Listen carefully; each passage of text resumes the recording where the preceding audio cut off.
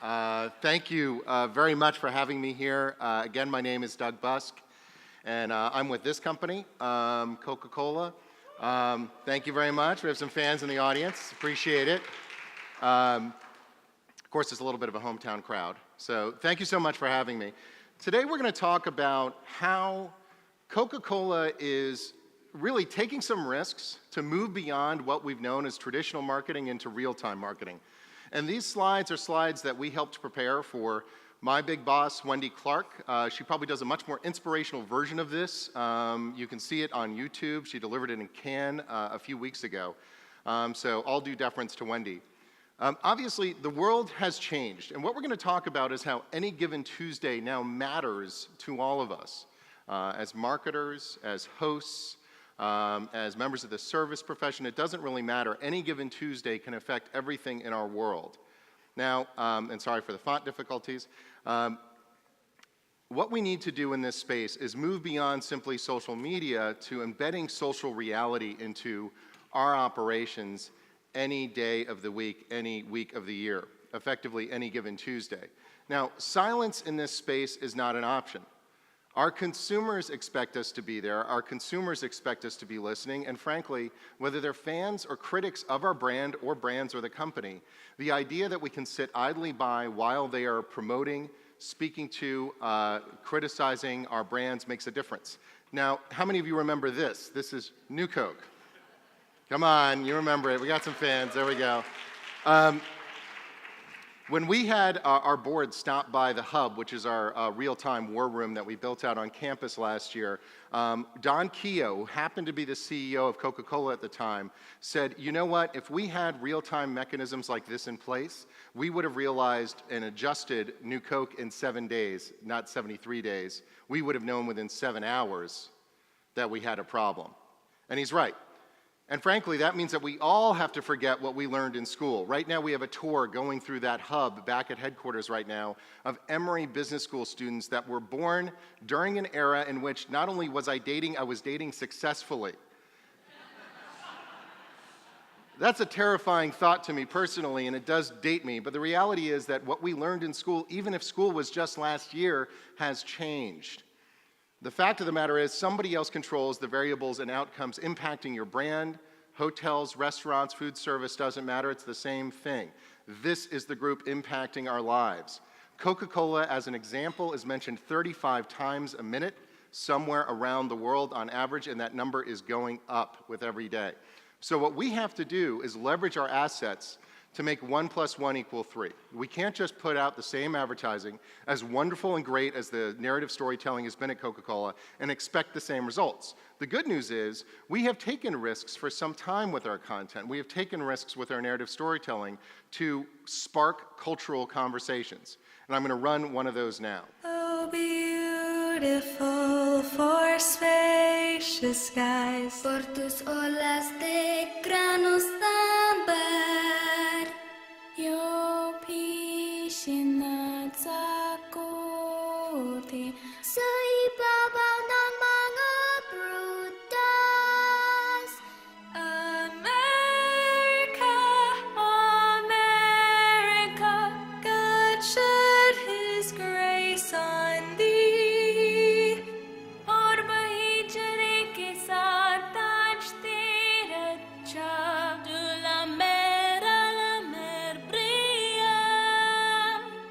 Verra tu verrière tir from sea to shining sea.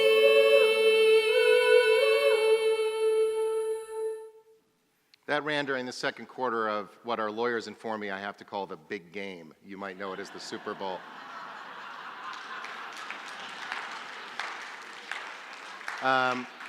Fortunately for us, it was the second quarter, not the third quarter. We would have had a problem with viewership on the third quarter. But that ad is really about us engaging in a cultural conversation, leveraging the halo of our brand to engage our consumers in a conversation about what it means to be an American.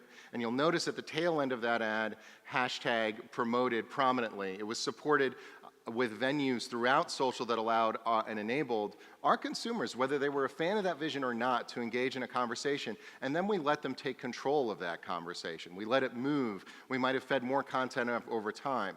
We moved immediately from that in America into what we call our Share a Coke campaign. Looks dangerous, right? We're messing with our core brand. You might have seen, have you seen these products in stores with your name on, a name on them? Yeah, I thought so. How many of you have not been able to find your name? There we go. Let me know. It's Doug at Coca-Cola. Okay, that's my email address. I'll try to locate it for you.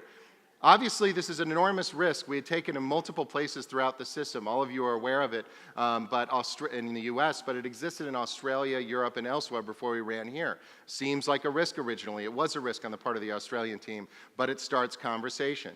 And the reason this is important, because as Sam Walton said, when you get lost, go to the store. The customer has all the answers. And the reality is today you have to go to social as well. We typically pay research organizations, as I'm sure many of you do, millions upon millions of dollars to find out what our consumers think about our brands and their experiences with us, when in fact they're now giving us this data for free. That is the plus to Yelp. That is the plus to Instagram. That is the plus to Google+, for those of you who actually use it. And that's the plus to LinkedIn and the rest of the public networks. Our consumers are now supplying us the key information that we need to evaluate whether our brands and campaigns are successful.